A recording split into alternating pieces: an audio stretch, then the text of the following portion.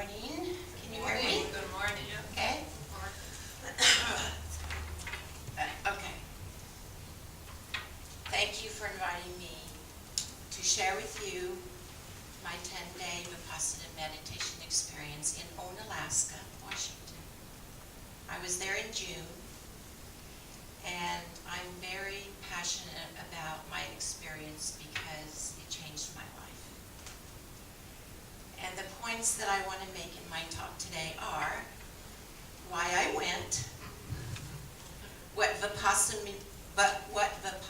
means, and number 3, I want to share some of the experiences that I had there, both positive and negative. And I want to share the tools that I now have that I've brought back home with me and I use every day. Okay? So why did I go? I had been on a self-discovery improvement mode for quite some time.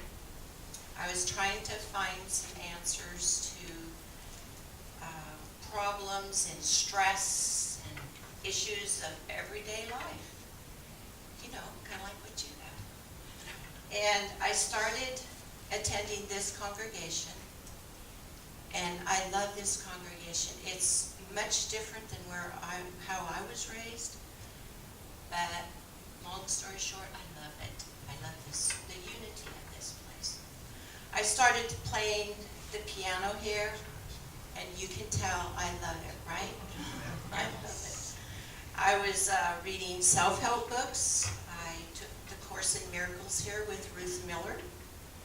I dabbled in some YouTube guided meditations. They all helped a lot, and I felt I was on the right road.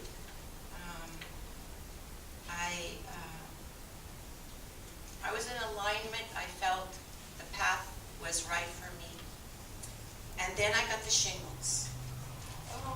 The shingles were a big part of my part going to the meditation Vipassana thing. Because at that point, my shingles were all internal. There was no sores on the outside of my body.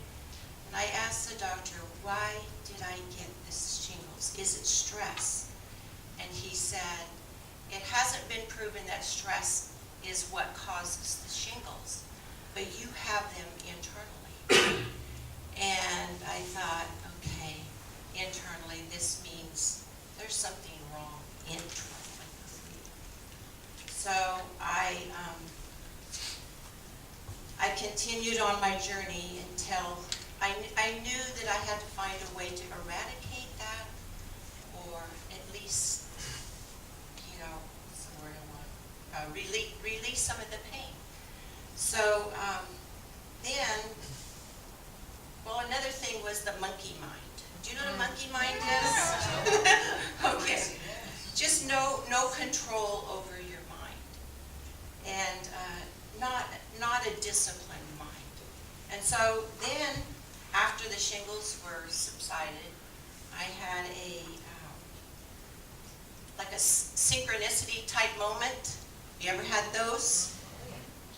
And so what that was I went to California with Gary, and I had made an appointment with a friend of mine there that I had worked with about 16, 17 years ago, and we had kept in touch.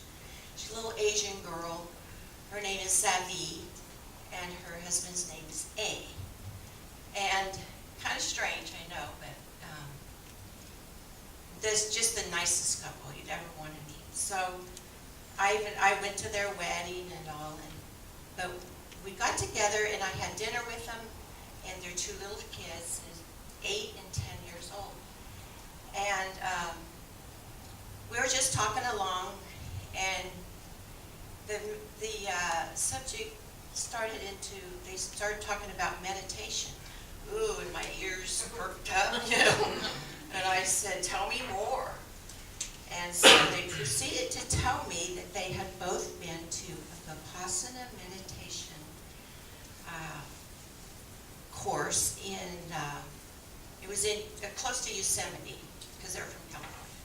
And they proceeded to tell me how much it had changed their life. I mean, they had tears in their eyes, and I started crying, and I thought, this is what I've got to do. And they explained the disciplines of the course, and they said, Laurale, it's really hard. And I said, I don't care. It was the timing of it all, that I just knew I wanted to do this. So I knew I would have to make a serious commitment. It would take a lot of courage and a lot of discipline on my part. But I started voicing it to some of you here. And Judy Plumery told me that her niece had gone. Oh, that helped me so much, Judy. Because it was like, what she got out of it, you said you could tell a difference. And I thought, oh, I want this. I want this so bad. I talked to Jennifer, Sally, who else did I talk to? Sarah. You all encouraged me, and that was a big part of me going. It really helped me to make the commitment. So, long story short, I signed up to go in February, and Savi told me it's going to take a while. There was another course in Oregon, and I couldn't get in until December. And I said, no, we got to find one that's closer, that's sooner. So I found one in February in Washington, and she says they're going to do an extensive background check on you. And I thought, okay, I don't have anything to hide. So I filled out the application, and I didn't hear back for 2 months. And finally I got an email, and it said, you are number 35 on the waiting list. 35. And I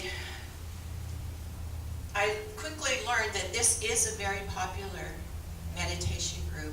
It's it's almost in every state in the United States, and I thought, how come I've never heard about this? And it is, it's worldwide. It's all over the world.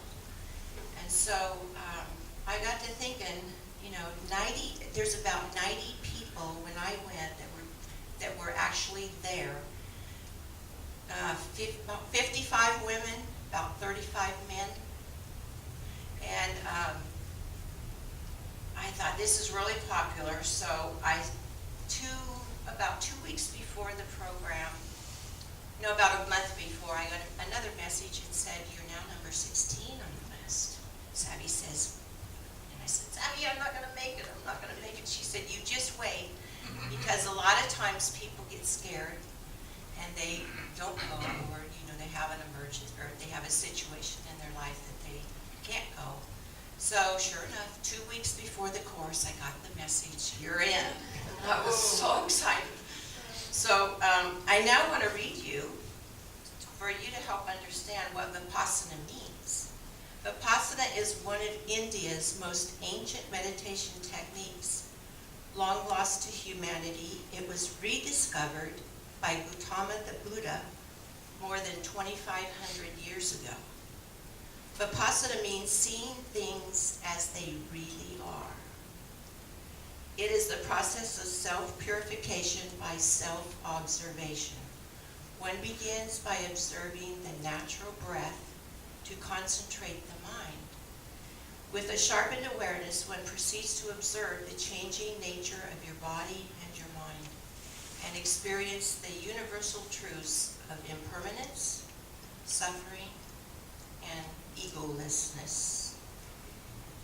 Oh, my mouth is dry. Oh, a second.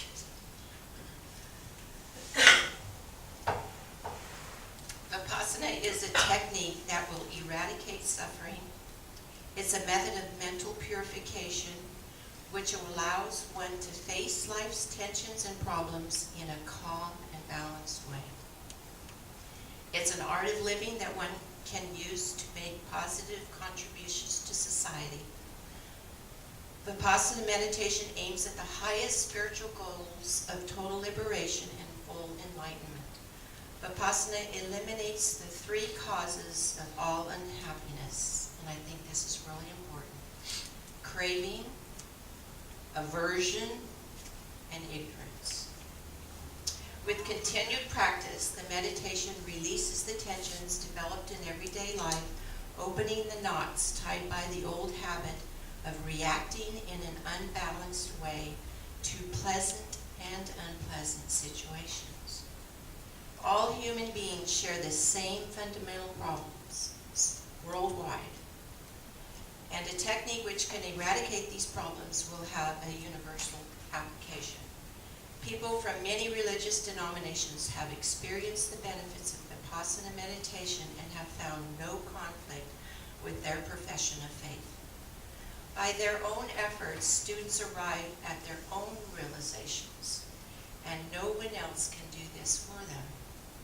10 days is certainly a very short time in which to penetrate the deepest levels of the unconscious mind and learn how to eradicate the complexes lying there. Abiding by the rules creates a very conducive atmosphere for meditation. Breaking them pollutes it. Only those who feel that they can honestly and scrupulously follow the discipline should apply for admission. So,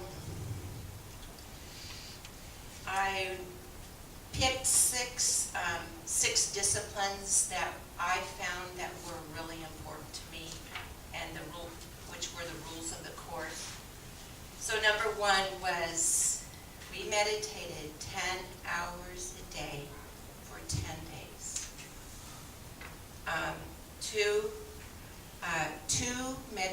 Two vegetarian meals a day. The first meal was 6:30 a.m. and those vegetarian meals were awesome. I've never had, maybe it was psychological, I don't know, but I've never had a vegetarian meal like that. Then the second meal and the last meal of the day is 11:30 in the morning. And it was like a dinner. It was just so good. I can't even explain how good it was. The first-time students, which was what I was, were allowed to have tea time and fruit, or juice. They said fruit, tea time and fruit. And that was on, I didn't get this until I got there, so I didn't know this until I got there, what it was going to be like. So the second day, I said, ooh, fruit and tea. I knew there was lots of tea, but I thought, well, fruit, maybe they have strawberries. Peaches are in season right now. So I walked in, bananas, apples, and oranges. Okay, maybe the next day. So I got to about the fourth day, and all there was apples, bananas, and oranges. So, okay, give up on that. I think it's going to be that to the end, and it was. It's the craving part. Yes, the craving part. Very good. Number three, code of silence. This was very hard. It involved talking to no one for 10 days. You didn't talk to your roommate. You didn't talk to anyone. No eye contact. If you were to come along a path and someone's walking toward you, you diverted your eyes down, or you just didn't look at them. That sounds mean, doesn't it? But you learn through the course, like it says, you learn yourself what those disciplines are for, and it was fascinating. No sign language, no gestures. Someone opens the door for you. That was hard for me. And, you just want to say thank you or nod or something. You couldn't do that. No notes. Number four, work out your own problems. It's not a counseling course. You don't talk to anyone. You work it out yourself. If you have an emergency, there is a teacher you can sign up and talk with. Number five, follow the schedule to a T. It is just so regimented. The gong goes off at 4 a.m. You wake up and you have till 4:30 to get to the meditation hall, and then you start meditating. Adds up to 10 hours a day. Lights out at 9:30. Believe me, you're ready to go to bed. The mattress is about that thick, and it's full. But let me tell you, I slept like a log. Number 6, no pencil, no paper, no books, no phone, no newspaper, no TV, no contact with the outside world at all. And this is where Gary had a real problem with not being able to contact me. It was brutal, basically. He has his own story on that one. So some of the experiences I had during the course were, I'll start with a positive. I was so anxious. This is kind of embarrassing, but I was the first one there. And I was there probably an hour and a half early. And so she took me right in, and I signed some papers and things, and she got kind of excited and said, you know, you have one of the best rooms in the dorms. And she says, you have a door and a window. And I thought, door. And she explained, well, most people don't have a door. You're in a dorm with 2.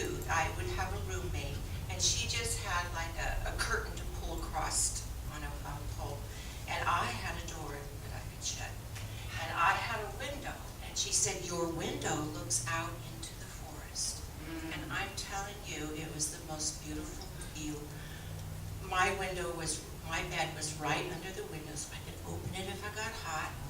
The view was forest trees, you know, very dense with Boston fir growing under it. Oh, it was beautiful.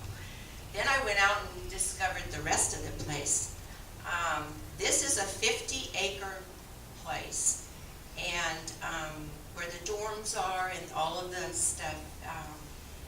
If you looked on the internet, it's not very appealing. It looks dry, and I think that's part of the plan. But really, when I got in there in June, it was green, and there was a meadow that you looked down on. This was so beautiful. And then the trees, the forest was behind. And the meadow, you won't believe this, it was white, about 2 acres of white daisies. And someone had taken a lawnmower, and they had mowed the whole area to make this meandering path. And when you had your free time, that's where I went, that's where everybody went. Umbrellas, everything. You went on the path, and you ended up meditating even more. You know, it was wonderful.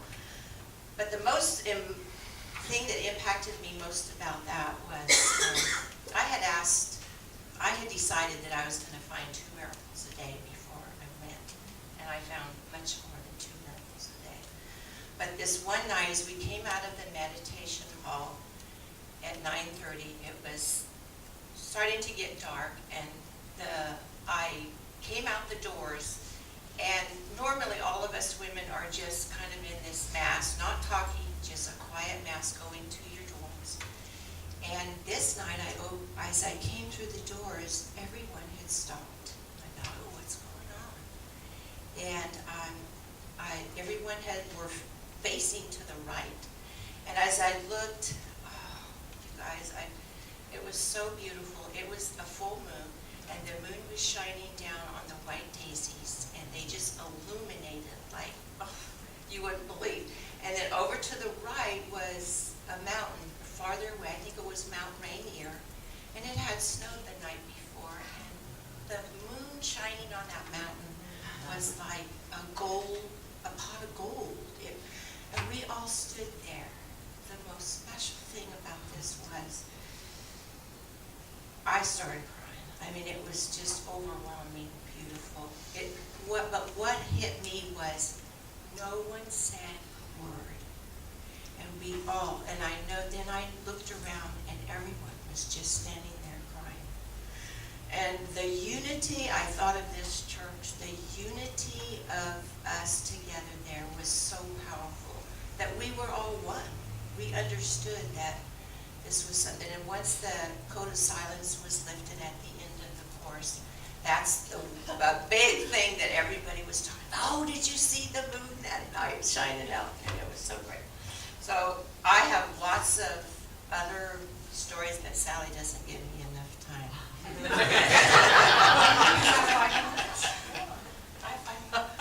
How much time? I don't know. 15. Okay, so the negative experience. I didn't tell you you're going to do a negative. I got to. Actually, this was the best because I learned the most through the negative. You do. So, it's weird, you guys. I gained insight into myself. It was the weirdest thing. It was chanting. Every service or every time we got together, the teacher, I need to explain, the teacher was not visibly there. It was all done by DVD or CD. So when you came in, there's no one up there talking. You're listening to a CD, which is the chants and instructions on how to do the meditation. But the DVD was always at night, your last meditation. And he was on a DVD. He is deceased. Goenka is his name. He has been deceased for about 10, 15 years. And so all of these courses that are learned all through the world is these DVDs and CDs. So he would do these, he's Indian, so he did these chants every day before a meditation. And the chants, I didn't mind chants, but these irritated me. First of all, he has kind of an accent, so you have to really listen to his voice. He speaks in English, but in the chants, he did not speak in English. He spoke in Indian. And you know, I'd sit there and, yeah, I could put up with it for about 5 or 10 minutes is what he did usually. And then we went into instructions on the meditations. But I just had such an aversion because I couldn't understand what he was saying. And I thought, I'm sure these chants are really good, but I can't understand them. And that was the first negative thought. Then I went to another one, and I built on that negative thing. In me, I mean, I went clear back 2,500 years, and I said, what the, you know, can't they figure this out in 2,500 years if this is so good? Why can't they say it in English so I can understand it? So I got it just kept going. And this day, he did it instead of 10 minutes, I swear he did it 30 minutes. And it just kept building in I felt like my head was splitting in two, and I really started getting nauseated. Really, it was horrible. And it got to the point that I thought I was gonna, you know what, and I thought, I've got to get a hold of myself. I'm gonna, you know what, all over everybody that's sitting around me, and it's gonna splatter because it was a cement floor. So I thought, I have got to get myself together. So I opened my eyes just to peek, and I looked, and I was sitting in the Buddha position. There was my legs, nothing. I said, nothing's wrong here. This is the moment. This is what he was talking about. Don't go back to the past with your negative stuff. Don't go to the future and worry about the future. It's this moment right here. So I went to this moment, and I said, no one's hurting me, no one's kicking me or anything. I signed up for this, you know? I'm here. This is part of the program. I'm okay. I'm not hurt. And I started doing what I knew that I was being taught to do, and I started adding to the positive things about the situation. And guess what? He quit. Meditation was over. But the lessons that I learned, there is so much more to the experience that I had, you guys. It was just awesome. The lessons I learned through this negative experience was how I gained insight into my own mind. And that happened over and over and over again. I learned how to change my perception by understanding the power of the negative mind. That experience was all three of the causes of unhappiness. Think about it. It was craving. I didn't want that. I craved for English, something in English. The second one, remember, was aversion. I had an aversion to that. He also had this croaking thing he did in his throat. It was like, I can't even do it. It was horrible. It irritated me. So I had such an aversion to the chanting. And then the ignorance. The ignorance was, I could have looked at that differently. I could have changed the way, I could have got rid of that nausea, you know. So I learned to use a meditation technique that creates calm within me. And these are some of the tools that I brought home in my toolbox. That was one of them. I have more clarity of mind. I have a more focused sense of awareness because I'm more in tune to that. The meditation experience is just breathing through your nose. And my friend told me the fourth day, you're going to have problems. The fourth day, a light bulb will come on. But they don't tell you anything. That's part of the hard part of it. Is 4 days for 10 hours a day, that's 40 hours of sitting and just breathing through your nose and concentrate on that and not anything else. That's when you learn about your monkey mind. Think about it. You can't even concentrate. This is my homework for you. Is try this for not 10 hours a day, but go home and get in a quiet place, and not even for 10 minutes, but for 5 minutes, just set a timer and sit there and think about just your breathing. Calm yourself and let everything relax and think only about your breath. The breath coming in is kind of cold. The breath going out is warm. How does that affect your body?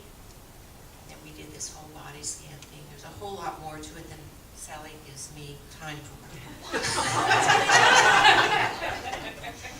But I can use that breathing technique anytime, anywhere. I could be doing it now and you wouldn't even know it.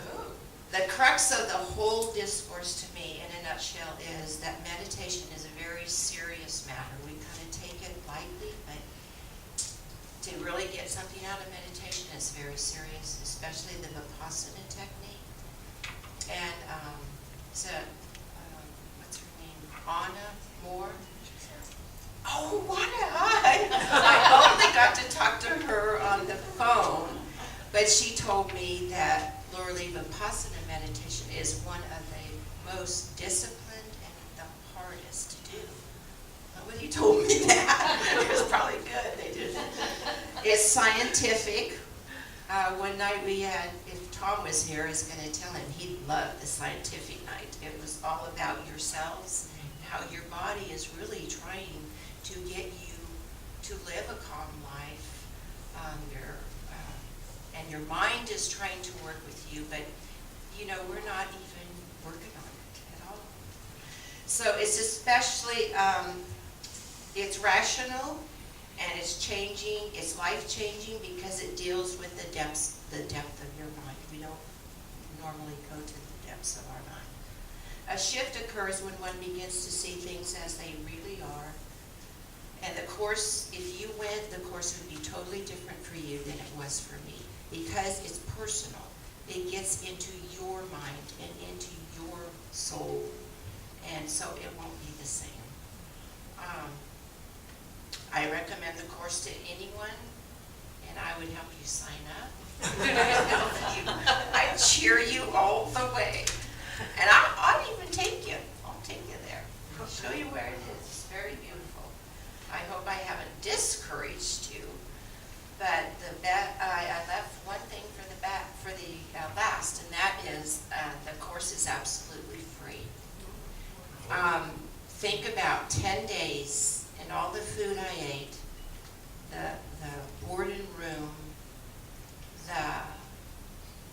experience, and it's free. You don't pay. The only thing, they mentioned it once, and that is, if you got something out of this course, after the course is over, you can go and donate.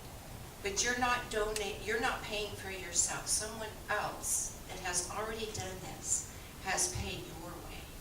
Isn't that touching? And that you pay it forward is what the movie reminds me of. Pay it forward and pay for someone else. And don't pay more than what you can afford. Just pay what your means, what you can do, and you will bless someone else. And of course, okay, thank you for letting me share. And it wasn't as bad as